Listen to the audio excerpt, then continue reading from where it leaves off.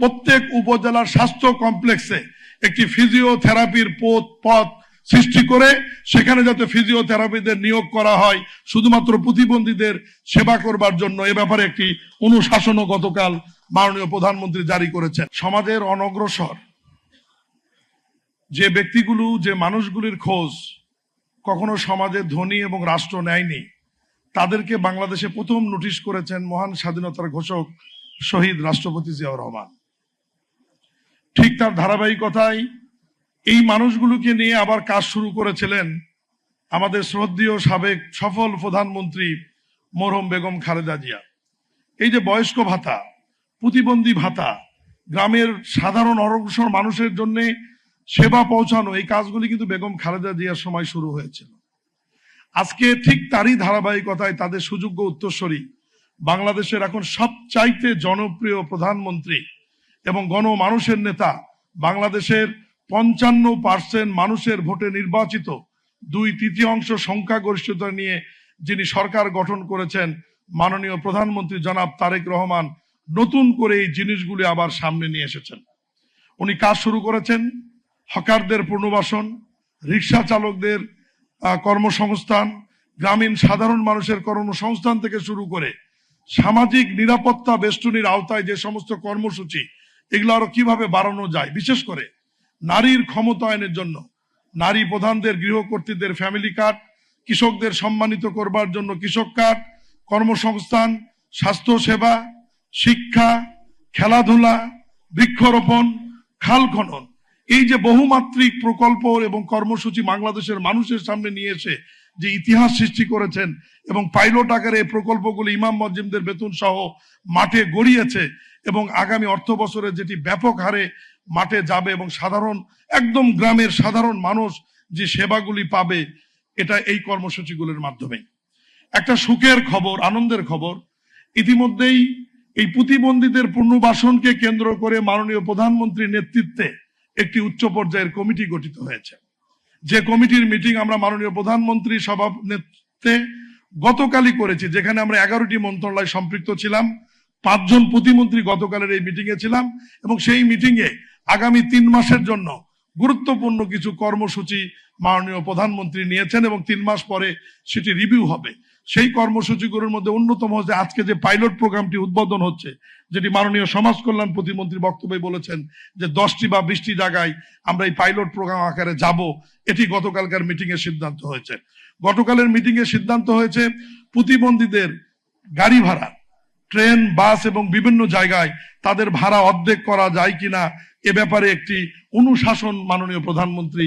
জারি করেছেন। মাননীয় প্রধানমন্ত্রী গতকাল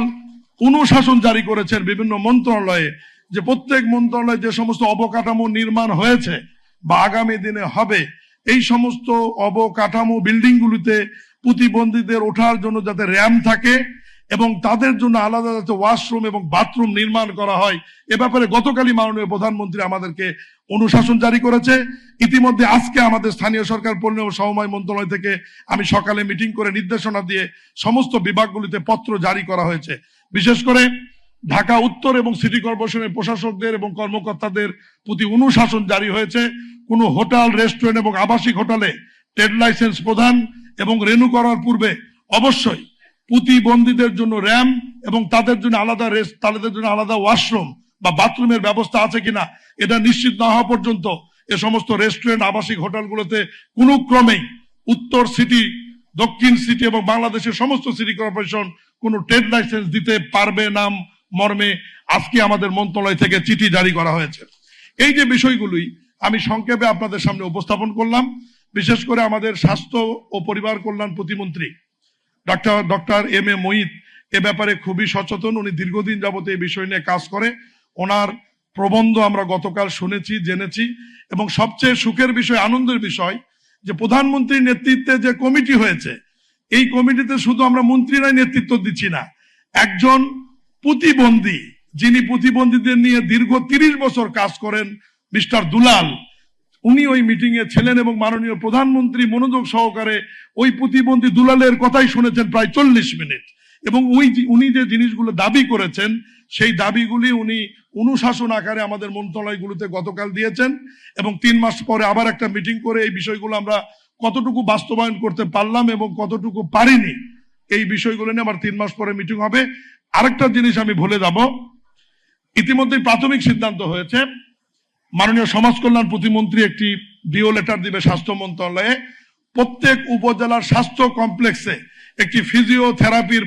পথ সৃষ্টি করে সেখানে যাতে ফিজিওথেরাপিদের নিয়োগ করা হয় শুধুমাত্র প্রতিবন্ধীদের সেবা করবার জন্য। এ ব্যাপারে একটি অনুশাসনও গতকাল মাননীয় প্রধানমন্ত্রী জারি করেছেন। এর বাহিরে গত স্বৈরাচার সরকারের সময় রাজনৈতিকভাবে প্রত্যেক উপজেলায় প্রতিবন্ধী স্কুলের নামে কিছু নাম সর্বস্ব প্রতিষ্ঠান, সমাজ কল্যাণ মন্ত্রণালয় সচিব একটু মনোযোগ দেবেন, আপনাদের মন্ত্রণালয়ের অধীনে কিছু প্রতিবন্ধী স্কুল প্রত্যেক উপজেলায় রাজনৈতিক বিবেচনায় করা হয়েছে, যারা